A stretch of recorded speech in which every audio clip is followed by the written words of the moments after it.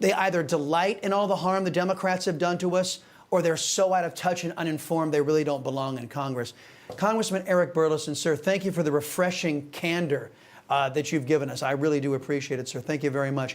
Folks, I want to continue this conversation with the host of Declassified, with Julie Kelly, Real Clear Investigations. Hey, lady, have you along. Look, we didn't get a chance to get into it with the congressman, but as you know, we've got this court case going on in the Supreme Court right now.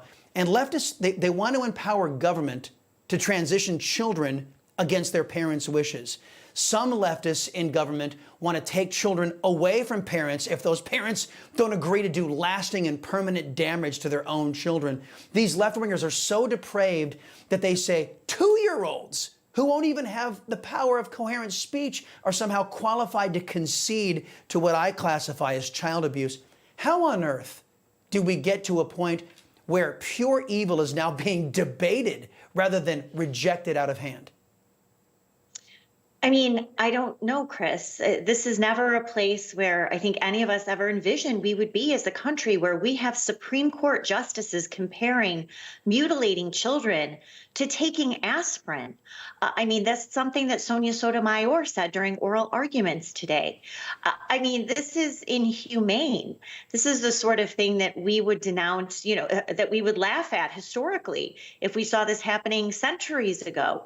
But yet it's happening right before our very eyes. And Chris, I do think the entire transgender issue was one of the reasons why American voters tossed these monsters out of office. Unfortunately, we can't do it to Sonia Sotomayor or the other female liberal justices who seem to support, mutilating children, turning a little boy into a little girl for whatever reason, because the parents are crazy, more likely than not. So, but look, this is indicative, as you and I have talked about, the deep evil that permeates our federal government right now. And I think that the voters want major changes to this, and including the lawfare against President Trump and his family and associates, and of course, his voters. Yeah, and it's pure evil. You know, if you put it to one of these Democrats, hey, would you accept transitioning a little puppy from female to male? Would you accept that, doing this barbarism to a puppy? They would go crazy. No, you can't do that. But they're okay doing it to a baby. It just shows you who we're up against, what kind of people we're up against. Meantime, lady, in a different courtroom in New York, Marine veteran and hero Daniel Penny is fighting for his life. He's charged, as you know, in the killing of a homeless man that reports say was hopped up on massive amounts of drugs, who was violently threatening people in a subway car. The jury is currently deliberating. But the crazy Soros-backed DA is on some sort of crusade here.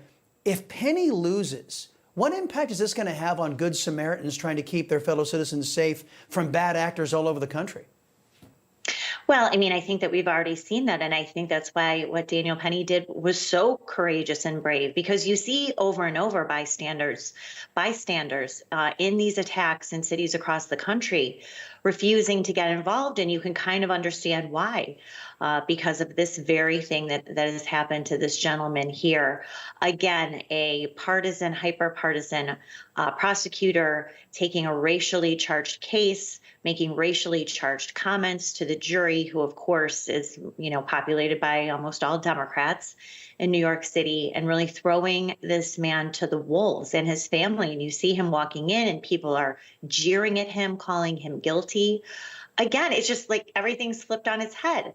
The good guys are the bad guys. The people who once told us, our children are our future. It takes a village to raise our children. This was only 30 years ago. The Clintons, now all of a sudden it's like mutilate the kids, kill the babies, and, let the criminals run free and, murder and rape our young women. So the transformation of the Democratic Party from just over a generation is stunning to watch. And they are really burying themselves in a deep hole that politically I don't think that they can get out of anytime soon. Folks, I thank God for my wonderful wife, my kids, my country, the greatest nation ever. And Americans like you who believe in the truth, the Chris Salcedo Show will never stop fighting for you. The Chris Salcedo Show, for the news you need to know.